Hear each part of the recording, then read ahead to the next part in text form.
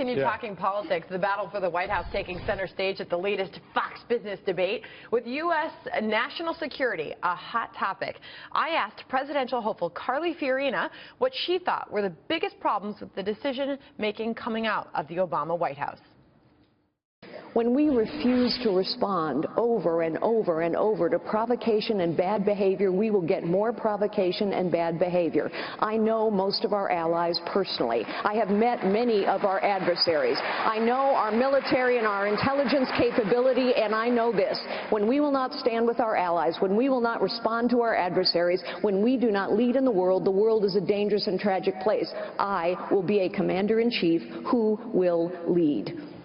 All right, well, joining us from Carly for America, New York co-chair and former New York Republican Congresswoman Nan Hayworth. Good morning to you. Good morning, Sandra. Great to be with you.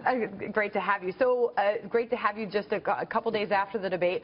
What did you think of her performance in my debate, by the way? Well, I commend you on yours as well, Sandra. It was authoritative.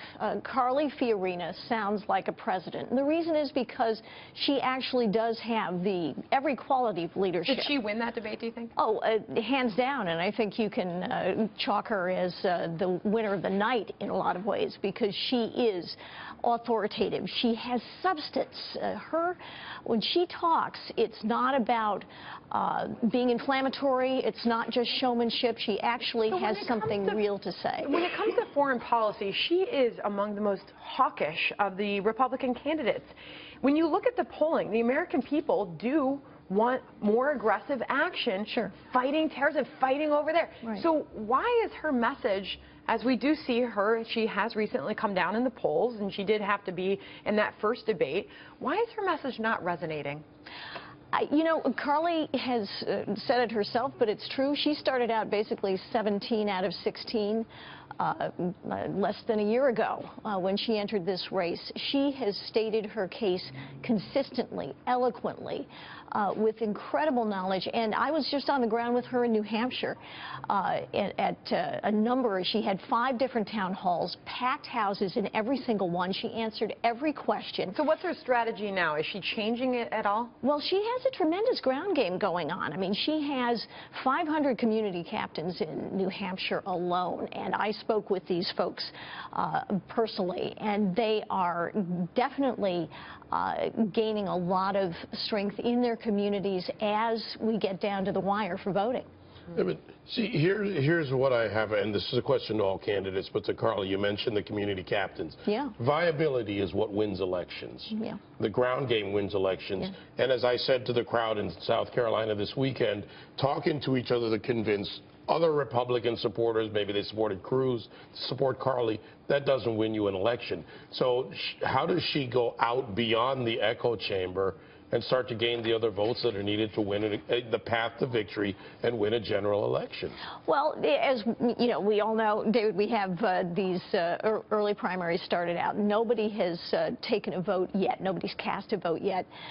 Carly is very serious about the ground game. She has a tremendous staff on the ground in New Hampshire that I witnessed personally. She's also got teams in at least 23 states, I think it is. And she is resolute. She is smart about her resources. So have you seen any bump in the reaction, or in the polling, I should say, that you've been watching following the debate? Was it good for her? It was superb for her, and I was at, as I noted, I was at these town halls in New Hampshire, and what they're seeing, what her team described is that they're seeing folks, you know, they saw a lot of folks who were Carly fans coming to earlier events.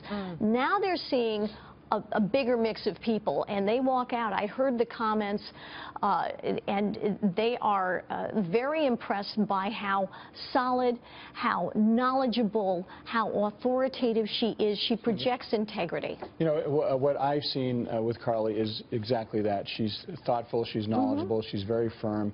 And in New Hampshire, there's about 45% of the electorate is still undecided. Exactly. So if she does those 5 or 6 or 7 town halls, and the election's right then, she'll win. Yeah. But it's not. And what she and others are trying to do is continue that momentum until February 9th when they actually have it. So people are still pretty fickle in New Hampshire. They take their primary first in the nation very, very seriously. So they do. I commend her. When she came to our barbecue, 453 people, and she nailed it. Yeah, yeah. All right, Nan Hayworth, great to have you here. Great to be with you. Great to get your reaction post-debate. All right. Thank you. And good luck to Carly. We'll break.